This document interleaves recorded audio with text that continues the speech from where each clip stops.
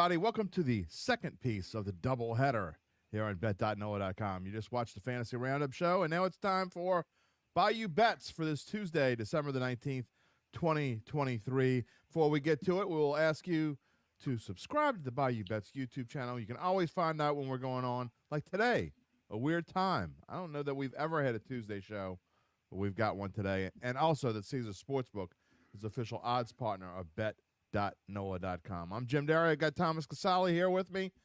He's coming off the IR to work with us today. Not feeling that great, but we're gonna get through the show because we've got a lot of fun stuff to talk about this afternoon. Yeah, no, I'm not feeling great physically, but the Saints helped put an end to the Tommy DeVito madness up here in New York. All is quiet this week. I haven't heard any no texts about how Tommy DeVito is going to be the starting quarterback for the Giants next season. I heard that he's getting a little sick of the Italian stuff. I mean, does he realize that he should enjoy his 15 minutes of fame while he can? Yeah, well, not only that, I'm pretty sure he's the one who started it. So, he comes in wearing this stuff, and his agent looks like Rocky and Rocky 2. I mean, what do you expect? Yeah, well, enjoy it while it lasts, because 3 weeks from now, people might not even remember who the hell you are or were. So enjoy it. All right, our topics for today, you can see them on the screen. They're pretty obvious. It's mostly Saints today. They need one more win. One more win, and you can actually call it a winning streak. They haven't had one of those since last year. Some of you are rooting against it. I understand that. We'll get to that in a little bit. Who-dats are not convinced because they beat the Panthers and the Giants. There are a lot of people not convinced. We will talk about the Saints and the Rams playing on a short week on Thursday night. This is our only show of the week, so we're going to get it all out of the way here, and then we're going to finish up.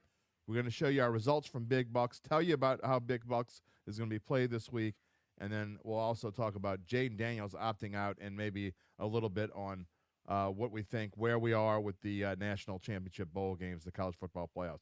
All right, first we are going to talk about the New Orleans Saints and the rout of the Panthers and the Giants. Thomas, they're not convinced. No, I mean, it's always hard when you're like, take the Eagles, for instance, right? The Eagles are going to go 3-0 here down the stretch. But people are now, what you're looking at the Eagles is, well, you played good teams and you didn't do well. And so the Saints beat too bad. Here's the thing, though, Jim. There's always that argument, like if a team shouldn't get into the NCAA tournament, then it wins 2 or 3 games. And people say, see, I told you so. That argument's apples and oranges. Just because you get in doesn't mean you can't win some games, right?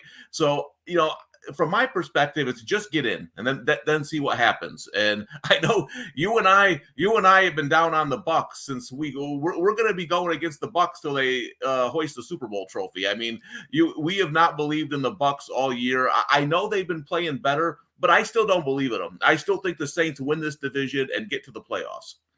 Well, you see the odds there in the bottom left of your screen. The odds are telling us that it is the Buccaneers that are favored for the first time this season at minus 150. You got to lay $150 to win 100 if you think the Bucs are going to win the division.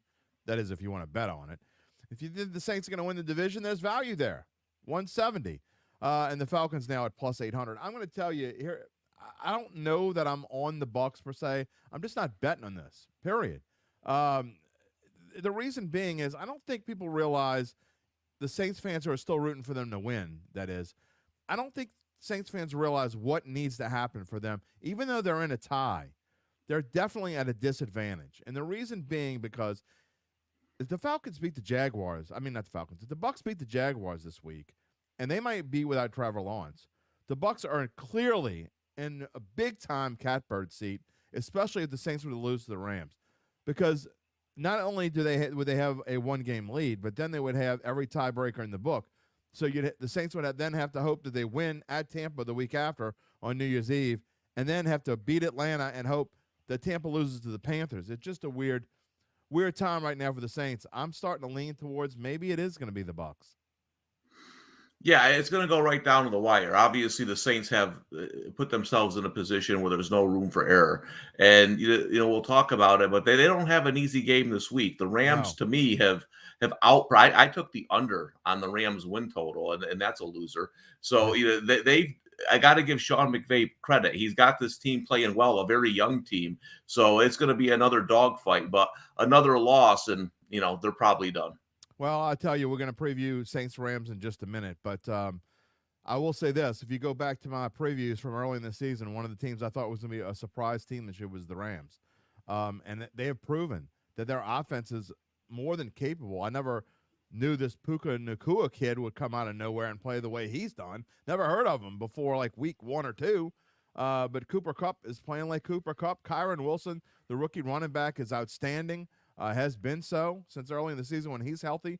So the Saints are getting the Rams when they're healthy, and that's not a good thing for them. Again, we'll get into the preview. The Saints are 4-point dogs. The first time I think they've been as more than a field goal underdog all season long as they travel to L.A. Jeff Haspel says strangely he's been against them. Strangely enough, he thinks the Saints beat the Rams. Their time, if there is one, is now. Next year is the flush. I don't disagree with that at all. I said that 1,000 different ways. Before we get to next week, though, let's put a capper on, Thomas. I want to get your opinion. Look, the Saints now win 2 games in a row back-to-back, 28-6, 24-6. They haven't allowed a touchdown since the Lions game. And 3 of the 4 came early in the game. So they've really only allowed 1 touchdown in the last 11 quarters. Can that carry over when you play an offense like this that they're coming up against? Yeah, well, I think you can only play who's in front of you, right? And sometimes it's important when you play teams, and the Saints needed to get some more confidence. You want to play your best football. Again, going back to the Eagles, the Eagles are making coaching changes. The quarterback saying they're not committed. Like, it's week 16. You know what I mean? Like, that doesn't bode well for the Eagles. But even if a team like the Saints, forget about what happened 2 months ago, right? You want to be playing your best football. And in my opinion, like a month ago, I don't know if they beat the Panthers and Giants this badly back to back with how crazy they've been playing. So I think it's a good sign going into this game. Listen, I think this is a razor tight game, and it's going to be it's actually going to be a Thursday night football game worth watching. I don't know if I agree. We'll get to that in just a minute. Troy says, so said the NFC South gets a playoff spot, worst division in football. Look, man, every division deserves to get a playoff team, whether you like it or not. I mean, no one was apologizing for the Seattle Seahawks when they went 7-9 and then beat the Saints to advance the next round, by the way. You can't look at divisions that way. Every division deserves to get a playoff spot, no matter what. That's my opinion. Terry says she hopes the Saints steamroll the Rams after losing to them not in Super Bowl corrupt game. Yeah, my wife still has a shirt that says still salty. Still wearing the shirt, proudly. Rachel Riley says, go Saints. We'll find out. All right, let's get to the preview section. We have talked enough, I guess, about Saints and Giants, and we're going to spend more time on the preview part of this anyway. And you look at these numbers, Thomas, and I got to say, there are other numbers that I'm just going to give my pick away. I don't see how the Saints win this game. I just don't. This is not a good matchup for them at all. They're coming off 3 straight games at home. They played 2 lousy opponents and beat up on them. I don't think the Lions are nearly as good as everybody thinks they are. I actually think this Rams team is better than the Lions, especially the way they're playing and when they're healthy. Overall, if you look at their team numbers, that 8 total offensive ranking is kind of misleading because, remember, they missed Stafford for 2 games. He was out. Kyron Wilson was out for 3 or 4 games. Cooper Kupp missed some time. So all that number is all mixed in with this Rams team when they've had their injuries. When they're healthy, to me, they're a top 5 offense, and the Saints have proven that they can't stop really good offenses over the course of the season. I think the Saints' 11th defensive ranking is a little misleading as well. I just don't know how they're going to stop this team. Yeah, I lean the Rams here too. Again, one of the things when I looked at the Rams this offseason, you mentioned their offense. I was extremely concerned with the defense because that's where they're really young. And if you look at their 2 deep, I was looking at the secondary. I don't even know who some of these guys are. Yeah. So even though they're ranked 18th in total defense, I think they've exceeded expectations, especially recently. Their pass rush has really been a problem lately for teams. And I think the Saints are going to struggle there blocking these guys up front. So I agree. I think the Rams win. I think it's going to be a good game, though. I think it's going to be a competitive, fun game to watch. But when you look at teams like if you're looking like, well, who's going to make the playoffs, right? Who could do something? Like if Green Bay makes the playoffs, they're not going to do anything. Like I think the Rams are a team. If they get in the playoffs, they could win a game. Yeah. 100%. So, as long as Stafford's healthy and the receivers are healthy. So, again, this is a team that far exceeded my expectations coming into the season. Yeah, if the Rams end up being like a 7 seed and they go play Philadelphia doesn't want to play this team. No, The way Philadelphia is no. playing right now, I don't think the Philadelphia is ripe for the picking against a team like this. So and in essence, this is a playoff game. I mean, if you talk about it, the Saints still actually have a chance to make the playoffs, even if they don't win the NFC South. So back to Troy Thibodeau's point, the NFC South doesn't deserve a spot in the playoffs. Well, the South might have two spots because it's actually possible. I mean, even if the Saints lose this game and then they go win the last two and finish with 9 wins, they have a legitimate chance to make the playoffs. They're going to lose every tiebreaker, but I think they have a real chance to make the playoffs, even if they don't get to 10 wins, even if they don't win the NFC South. Yeah, no, it's there's a bunch of teams, and that's what that extra playoff spot does. That's what Daniel Furlow's saying. It's gonna. And I'll tell you, this game though was, you mentioned Kyron Williams. That's the guy you got to stop. I saw a stat today I couldn't believe, Jim. He ranks first in rushing yards per game ahead of Christian McCaffrey, and he's missed a couple of games. He's either third or fourth in the NFL in rushing. I mean, this kid's had a tremendous year for the Rams, and you think of all the the receivers and everything, but when he gets cranking, this offense is really hard to stop. And I think that added dimension is something that I didn't really see coming into the season, that they were going to be able to run the football like this. Really makes this team tough. Troy, I get where you're going. You're mocking everything you can. If it comes to the Saints, you're just going to mock it. I understand that. It's not hilarious. It's fact. If the Saints go 9-8, which is a legitimate possibility, and they don't win the South, if the Buccaneers win this week and then win the division on tiebreakers, and the Bucs and Saints are both 9-8, they're probably both going to go to the playoffs. It's not. We're not being funny here. We're not saying it's. I think it's likely more than not. If the Saints go 9-8 and don't win the division, I think they're probably going to go to the playoffs. I mean, so we can laugh all we want. I mean, that's a fact. It's where we are. But here's one of the things I don't like about this week, Thomas. When I go back in history, and I like to do trends columns, and I kind of started working through and going through some of the trends. If you take out a stretch from 1987 to 94, when the Saints, and for people that don't know, younger people might not know this, the Saints and Rams were in the same division for a long, long time. And if you take out a stretch from 1987 to 94 when they played every year, the Saints just don't play well away from the Dome against this team in their history. Besides that stretch, they won 8 in a row from 87 to 94. Other than those games, they are 8-23 in their history away from New Orleans against the Rams. They just don't play well. They have lost 4 in a row at L.A./St. Louis, because that's where they were before they were in L.A. They haven't won on the road against the Rams since 2009. We all know what happened in 2009. Saints won the Super Bowl. So the Saints just don't play the Rams well. Actually, don't play them well at all, but they really don't play them well there. Yeah, no, that's interesting. And some series trends are like that. It's kind of it's all different teams and different coaches, but it's interesting how that happens. Let me ask you, Jim, like sometimes when teams go, like say the Cowboys or the Steelers, for instance, play the Rams, it's usually a pro Cowboys or now that won't be the case Right. with the Saints, right? It's not going to be like a pro Saints crowd. Normally I would say, yeah, they would travel to L.A., and so unless they book this trip like before, but really, who's going to go to L.A. during Christmas week? And Jeff brings up a really good point. How many at SoFi? I think that might be like half full kind of crowd. So I don't know that it's a home field advantage for the Rams per se, as much as the Saints having to go across the country on a short week.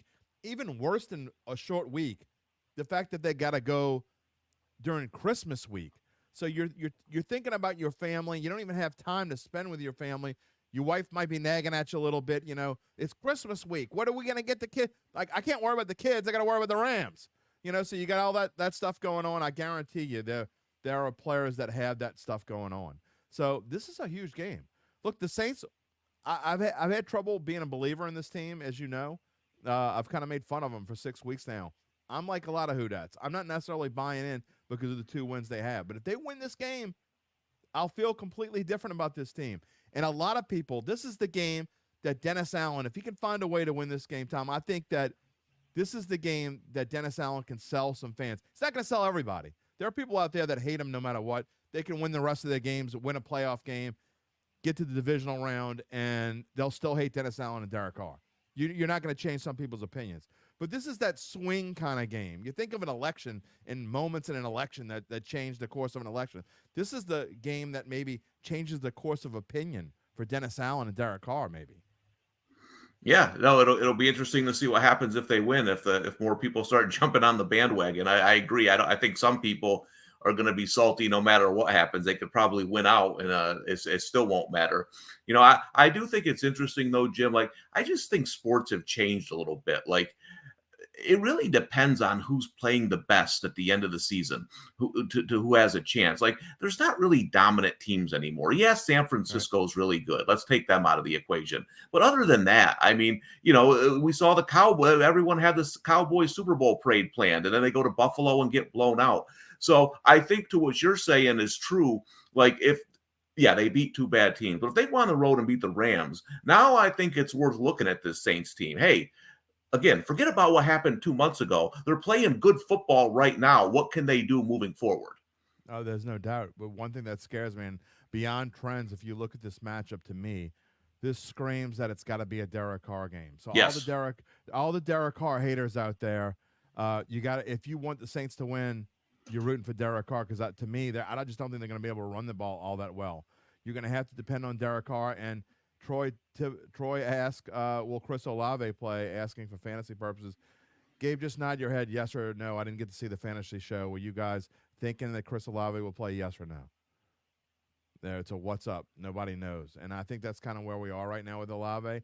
My guess is him not playing last week obviously gives him a better chance to play this week, but maybe that's why he was held out of last week. I mean, you don't clear protocol, whatever, but I think that it's at least 50-50 that he would play. Yeah, and I think that's a big one because I agree with you. I think watching this game on Twitter is going to go one or two ways. One, Carr's going to have a really good game, and people are going to start or it's going to be one of those Derek Carr is trending 10 minutes into the game and it's not for anything good. So I agree 100%. This is a Derek Carr game. So obviously having Olave there would be a big help. And I will say this, in Derek Carr's defense, I've said this before. If you think about the games that he's played well, he's really played fairly well in every game except the 3 games that he was injured or coming off of an injury. Other than that, he's played well. He played well last week. You could say whatever you want. If you can hate him all you want, but I didn't hear anybody bitching about Derek Carr this week because he had the numbers to back him up. I think he was 23 of 28 or something like that. I know his passer rating was like 138, which is only 16 points below perfect. So can he do it 2 games in a row? We'll find out. But again, I think he has to. He really did. He really does have to. The worst number on this board for the Rams is their 21st ranked passing offense. And I think, Tom, as well, I also think that the offensive line, the makeshift offensive line, has played well. Yeah, no, it has. And again, that's why it's hard. To me, it's hard to go back a month and a half and say like, oh, what happened then? Now, listen, if the Saints go out and get beat, then that's the team they've been all season.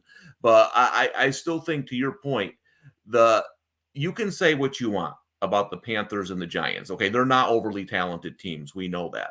But on both of those teams, the strength is up front on defense. They've given teams trouble up front. That's why they have a couple wins. It's purely because, listen, Tommy DeVito hasn't done much. It's been the Giants defense that controlled the Patriots game. And so they played well in both of those games. And the Panthers have a really good defensive front. They stink and people don't want to acknowledge that, but they do.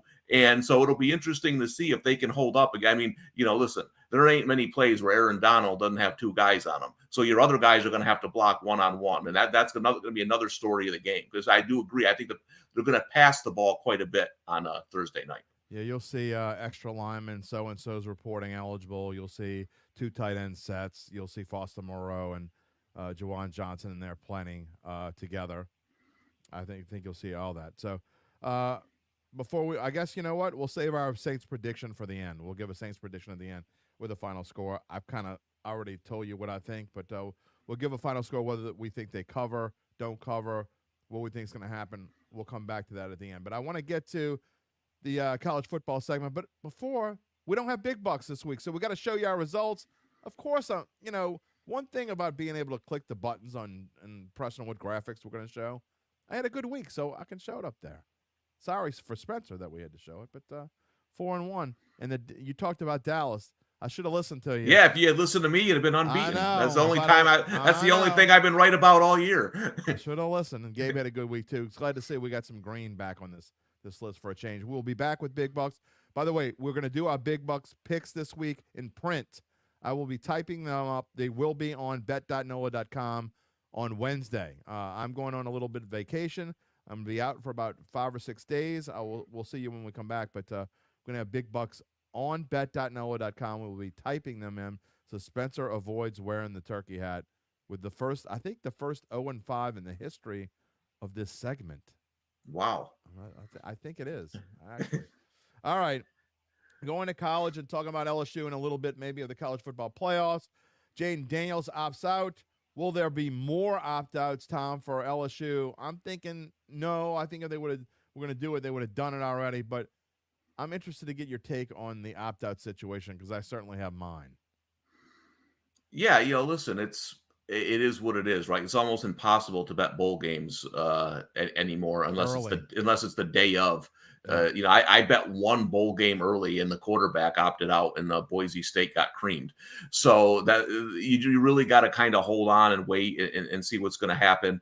I don't think, listen, as good as Jayden Daniels is, I don't think it impacts the game all that much. We've seen it in the line. And that's more reflection on Wisconsin. LSU has a good backup quarterback. They're tons more talented than Wisconsin is. Wisconsin's starting guys off the street. So I don't think it makes a big difference in that game unless both receivers start opting out. But I'm with you. I feel like once Daniels opted out, you would have seen others relatively close to that announcement, and we haven't. So I would expect those guys to play. Yeah, specifically Malik Neighbors and Brian Thomas. What will they do? I think they're going to play. And look, you're talking about a backup quarterback in Garrett Nussmeier, which is more than capable. I mean, you're talking about a Nussmeier. Nussmeier was actually in the running. People were talking about maybe there'd be a quarterback battle. Now, obviously, I will say this, Jim. There was a point in the offseason where his Heisman odds were a heck of a lot better than Jayden Daniels' Heisman odds. Just think about that. We should have talked about that more. So there was people, the odds makers early on thought he was probably going to win the starting job at some point. And then Jayden Daniels goes out and wins the Heisman.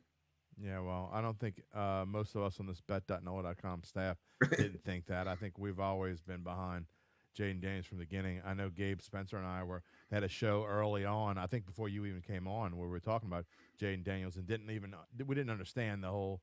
I mean, didn't understand why it was a controversy or even if it is one to begin with. I think we all three of us thought that Jayden Daniels was clearly the best quarterback for LSU, and he proved that. And Brian Kelly, I think, knew what he was doing there, and that proved as well. As far as the opt-out situation goes, look.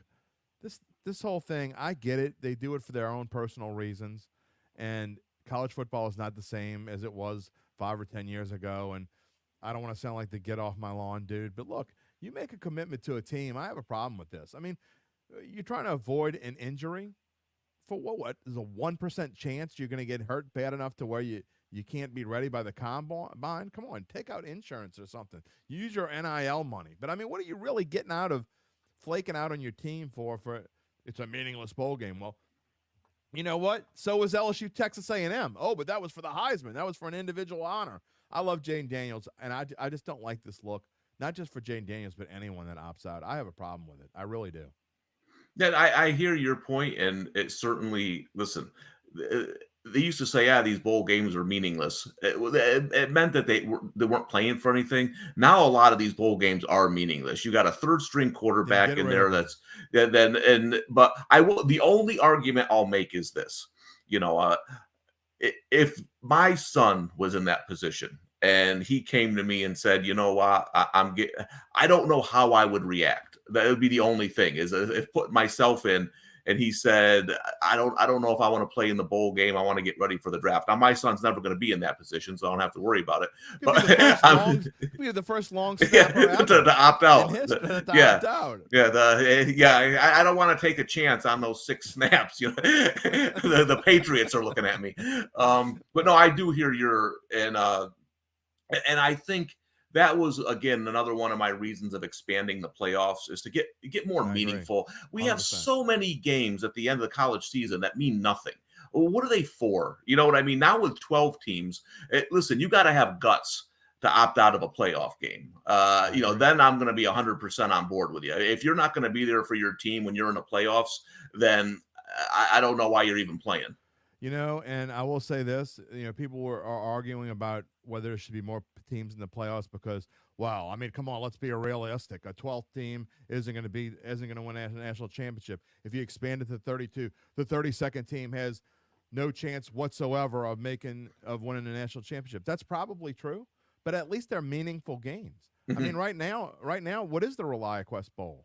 I mean, it's you get one more chance to see your team play, but I'm with you. I mean, you start making all these games and call them bowl games if you want. Call the ReliaQuest Bowl the 8 versus the 25 or whatever the hell it would be. I don't care what you call it. I mean, call it whatever you want. But, I mean, you add teams. To me, what is more fun than March Madness? You talk about it all the time. You love college basketball. Does anybody think that the 64-65 play-in game, any of those teams? No, but it's fun to watch. It makes it, and you're right. No one would opt out of that game because they're playing in the playoffs. I mean, look, Jeff says, I don't want to question Jayden Daniels' character because I hate that. I love the kid. But I can't argue with this point. Bo Nix didn't opt out. Daniels is better, but character matters. Does that say stuff about your character? No, because we don't know who's advising Jayden Daniels to opt out. Maybe his dad is. Maybe he's got an agent who tells him to get out. We don't know the situation. But yeah, and Jim, something you brought up though, I think is important is you mentioned the Texas A&M game. Like, let's say Daniels wasn't up for that. When are these kids going to start opting out during the season? It's coming. I'll be honest. I think we came close this year with Caleb Williams. I think we came. He was so distraught about being on that team. I bet you there was conversations about him not playing, and then we get dangerous. Right now, we're not just talking about the CarQuest Bowl. We're talking about the rest of the season with your teammates. Then we have a big problem. I couldn't agree more. Gabe said we saw Terrace Marshall do it in 2020, and look. It's going to happen. It's going to happen more and more. This isn't going away. And what I would say that I wish people would do, enforce the only way you can fix this is to write it in their NIL contracts. If they sign an NIL contract, they have to play through the end of the season, unless they're injured, obviously. Then they'll just fake injury, I guess, and wear the uniform on the sideline. But you write it in the contract that they don't get paid unless they play unless they're at least there on the sideline for every single game. Who's going to want to stand on the sideline and not play?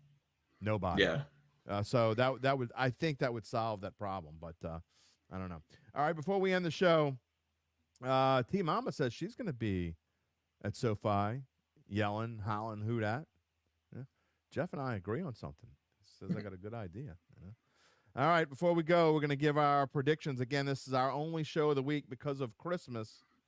So we're going to give our predictions for Saints and Rams. Tom, what you got? Yeah, I think this line is pretty close on both accounts. I'm going to go 24-20 Rams. I think it's close into the fourth quarter, but I like the Rams to get a tight win and keep their playoff hopes alive. Oh, man, I hope you're right. I hope it's fun until the end. I don't see it. I got a bad feeling the Saints are going to lay an egg in this one. I hope I'm wrong. I really do.